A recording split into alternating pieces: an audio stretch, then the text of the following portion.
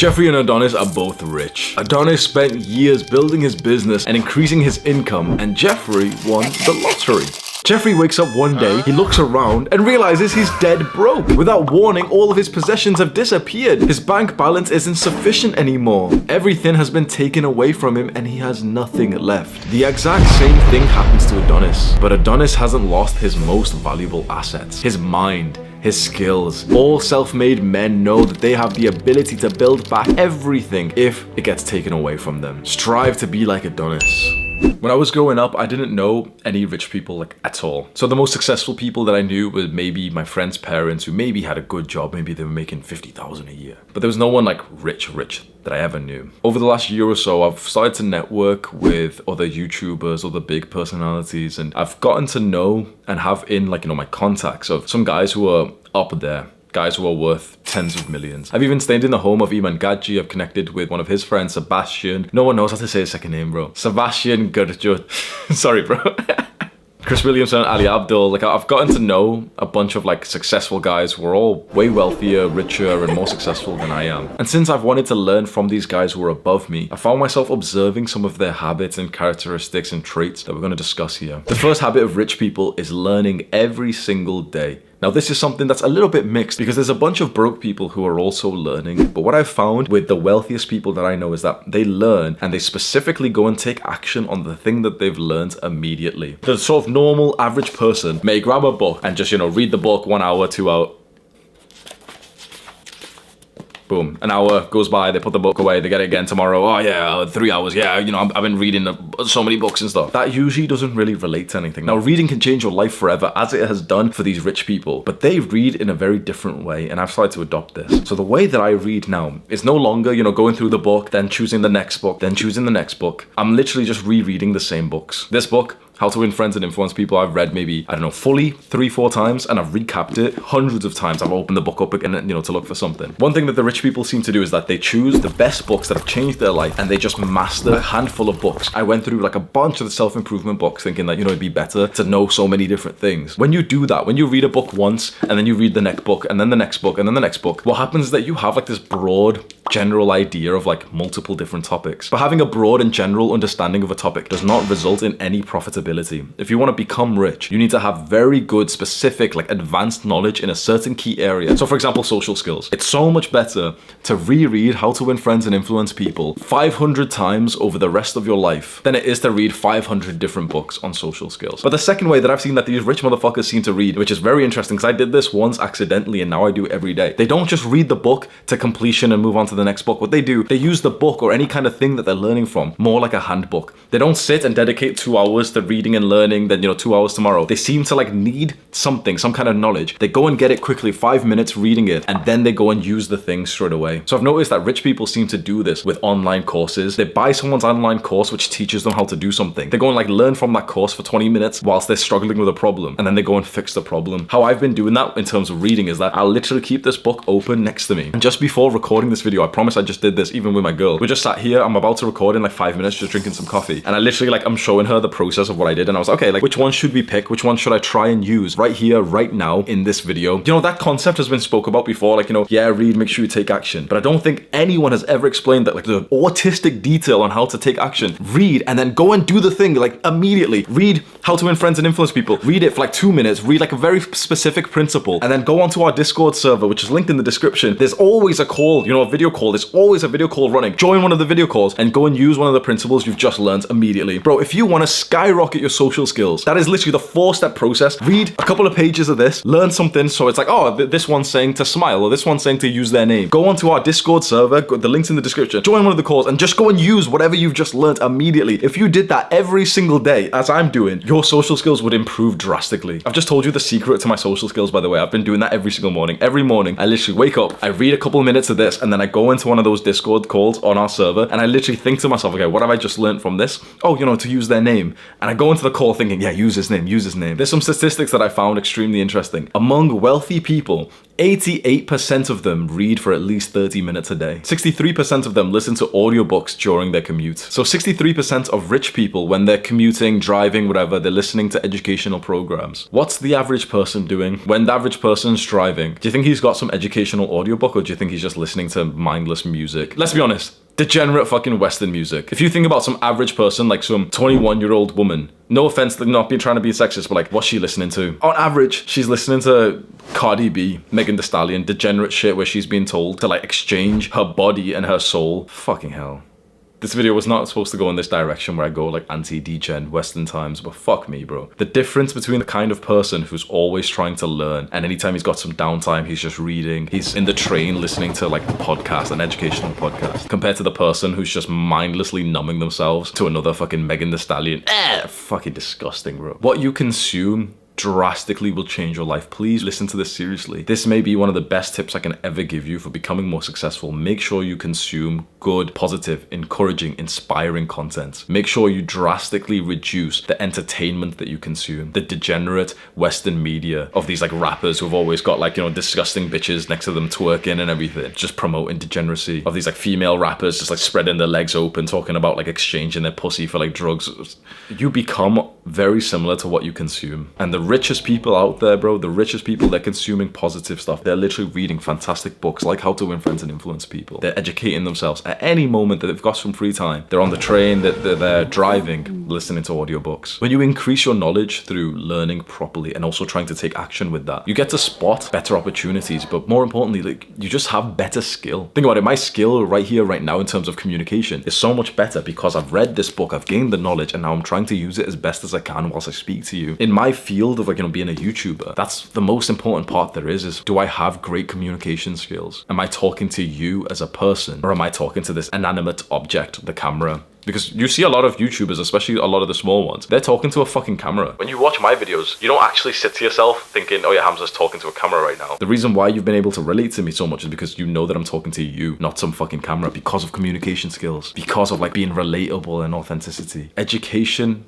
like real education, not school, not university, but real education. It will change your life forever. It drastically did for me. I've said so many times that reading changed it all for me, bro. The money and success that I have has come just because I've read the right books and I just took action on them. Because otherwise, the thing is, if you don't read the books, or if you don't learn and you still take action, you're still really disciplined, but you're like stupid disciplined. The thing is, you're just shooting in the dark. You don't know what you're supposed to be doing. So learn and read and gather new knowledge every single day, especially in the areas that you have a massive curiosity for. The second habit of rich people is practicing stoicism, or in other words, we can say emotional control. Now, when you click on this video, you were probably thinking, you know, real world habits like, oh, reading, meditating, journaling, and those things are really good. This is actually a habit that isn't talked about a lot, which is controlling your emotions. Probably a conspiracy theory, right? But like maybe the weak Western, especially world that we live in, doesn't want men to be stoic anymore. I've been called out for this and said that, you know, I'm crazy for this. I will fucking hold myself to this. I am certain that eventually people will come to realize that like, if you live in these kind of degenerate countries, like they don't actually want you to be happy or to be fulfilled. They just want to control you. And so you've heard this narrative that's so heavily pushed to young men. And what is it? That you should be emotional, that you should cry, that you should like, you know, like voice how much pain you're in. The thing is, some of those things could be okay. You should have a male best friend that you can open up to. You should have a male best friend who you consider like a brother to you, who if some like bad shit happens to you, you'd be able to cry next to him without, you know, the fear of like he's gonna expose you or anything. I've got that with my best friend Sam, and I can't explain to you how valuable having that kind of relationship is, but I will never ever sell out and tell you that men should be emotional. There's a difference. I'm not an emotional guy, but I can show some emotion to my brother. There's a very big difference, because what the modern world is trying to tell you, which makes me gross when you realize what I'm about to tell you, you should literally get like a little bit fucking angry at what the world's like sold this lie to you. They're telling you that you should be emotional in front of everyone, especially in front of women. They're literally telling you that men should open up to their girlfriends. Men should open up and cry in front of their girlfriends, bro. Not to sound like nihilistic, but bro, we know what happens with that. I've just done this and I wish I didn't, because it's kind of like just made me sad, but go onto Google and just search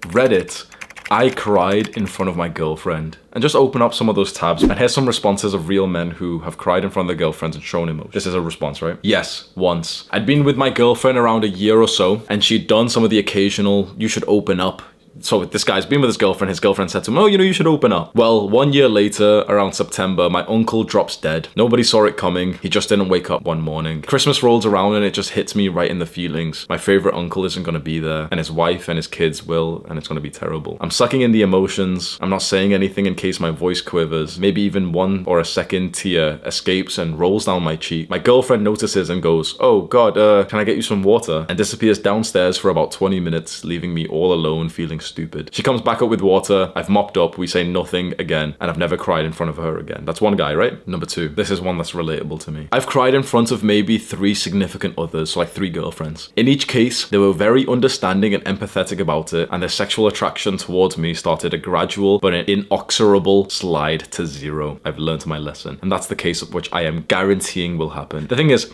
you can sometimes like cry in front of you. It can happen, okay? But this advice that's telling men to actively pursue this is dangerous, even though it seems like it's coming from a good place. This advice that's telling men not to be stoic anymore, because they're saying that stoicism is causing mental health problems and men are killing themselves because they're stoic. It's the opposite way around. Men are killing themselves because they're opening up, and then their girlfriends are leaving them. The girlfriends aren't sexually attracted to them. They're not as masculine. The girlfriends aren't being feminine. The girlfriends aren't like sucking their dick anymore because she can't respect a guy who's just like bawled his eyes out. And then the guy kills himself after that. And then people say it's like, oh, it's toxic masculinity, it's stoicism. Bro, stoicism did not kill any man. Stoicism did not result in any man's death. The opposite did. Being emotional, being reactive did. These people in the modern times will try to convince you that something like stoicism, being in control of your emotions, is a bad thing, and that you should just be emotional so that eventually your girl doesn't actually want to have sex with you anymore. And there's another comment which you might be thinking of yourself. Any person, male or female, that has issues with their significant other crying in front of them has serious issues, and it would be in the best interest of the relationship to end it right there and then. So this person, which you might agree with, that most people might agree with when we're talking about this, that like, oh, if she's going to judge you negatively for being emotional, if she's going to judge you for, crying, then you should leave her. No. Being a masculine man so that you can attract a feminine woman means that you have to embody the principles of masculinity, which are discipline and stoicism and leadership and guidance and providing. When you have those things and you become a truly masculine man who's so focused on his work, and you attract a feminine woman, she is not a bad person if she would then lose attraction to you if you cry. People here are saying like, oh, you should break up with her. No, bro, a feminine woman, it is normal and it is natural for her to lose attraction into the masculine man that she thought was, the stoic rock, and then who suddenly crumbles. Because if she's true, this is so weird, right? But if she's truly a feminine woman, she has to leave you. She has to lose sexual attraction into you if you show weakness. Now, if she's not, let's say, oh, my girlfriend's so great, she didn't leave me after I cried. That literally just means that she's not feminine. That means that she's got way more masculine energy, and she's more of like a guide and a leader in your relationship. If she is feminine, she will lose attraction to you if you show feminine weak qualities. If you show weakness, it's just how it is, and like that isn't a bad thing. With the power of stoicism and emotional control, you'll be able to make the right decisions without just getting swayed to how you feel. There's a reason why I end every single video by saying the phrase, do the hard work, especially when you don't feel like it. Because that is an act of discipline. It's an act of stoicism. The modern world will try and convince you that stoicism is toxic masculinity and that you should never practice stoicism. But I promise you right now, that all of those alpha male personality types that you see who are getting really successful and who seem really good with women and they make a lot of money, they're all stoic. They've all learned to manage their emotions. And it might happen. Andrew Tate might break down and cry one day. It happens. Bro, I still cry sometimes. But it's having the understanding that we shouldn't encourage this, especially not to open up in front of someone who doesn't want you to. Now, the women watching this might leave some angry comments. You can go and look for their comments right now and they'll say that I'm totally wrong. The thing is, no offense to them, they're not feminine. A feminine woman doesn't actually want you to open up. She might say that she kind of does, but she wants you to stay as a mysterious rock. Stay stoic, stay in control of your emotions. And if you do need to break down at some point, if you do need to open up, do that with a brother. Do that with a male best friend. The word I said there is very important. Male. Open up to a male best friend who's masculine, who understands you. Rich people have conditioned their minds to overcome weak thoughts and weak emotions. The third habit of rich people is setting goals and achieving them. Setting goals is, in my opinion, like the best route to success. Is you set a goal and you start to make progress towards it. And you might wonder right now, but wait, hang on. I've heard before that like broke people and also rich people, losers and also winners have the same goals. We've heard that before, don't they? Like losers and winners have the same goals, so clearly goals don't work. I don't think so. I don't think there's any loser out there right now who's actually thought to himself, yes, I want to do this by this date in this way, like this. Losers and broke people daydream. They don't have goals, they daydream. Maybe yours is just a daydream right now. Maybe maybe I'll get successful one day. Winners and people who go on to become successful have very objective, clearly defined goals that they obsess over. A goal is like a dream, but with a deadline, and then you set a strategic plan of action to accomplish that. I remember reading some research before that actually said that people who write down their goals are more likely to achieve them. So that's an extra quick tip, like a practical step you can quickly do is if you've got like some kind of vision, some goal, some daydream that you want to accomplish, make sure you wrote it down somewhere. I know it seems so simple and so many guys overlook this, but literally if you just grab a piece of paper and just write down what your goal is and even obsessively like, tape it up onto your wall, I promise you that will make you more likely to be like obsessed and stay true to that plan. The fourth habit of rich people, this is really interesting, is having mostly a healthy lifestyle coupled with quite intense periods of like unhealthiness. So essentially what I've seen from rich people is that they'll have a big stint, like a big duration where they'll be quite extreme in being healthy. They'll go to sleep perfectly. They won't even see friends. They'll eat the perfect food. They won't eat carbs or sugar or alcohol or anything like that. They'll literally just be focused on work. They'll smash out work 3 months, 6 months, whatever it is, like monk mode. And then after that, they'll go and do almost like quite a big party degenerate phase for like a couple of days or a week. What I've seen from rich people is that they're actually quite extreme. They don't follow the conventional wisdom that's given to poor people, which is all about balance. Like, oh yeah, you're gonna have balance, bro. I'm telling you right now, I don't think there's many rich people out there who actually have balance. The rich people that I know seem to just get extreme into productivity and health for a moment of time whilst they achieve a goal, and then they get extreme into partying and being like degenerates for like a week. I know Iman does like big parties, like almost Dan Bazarian style, where like he'll invite a bunch of models with him and stuff, and every like 3 months or 6 months he does that after doing a huge period of monk mode. If you've made it to this far of the video, it's very clear that you have this desire of wanting to become more productive and successful and eventually go on to becoming rich. Everything that we've covered in this video is practical, something that you could quite literally do today,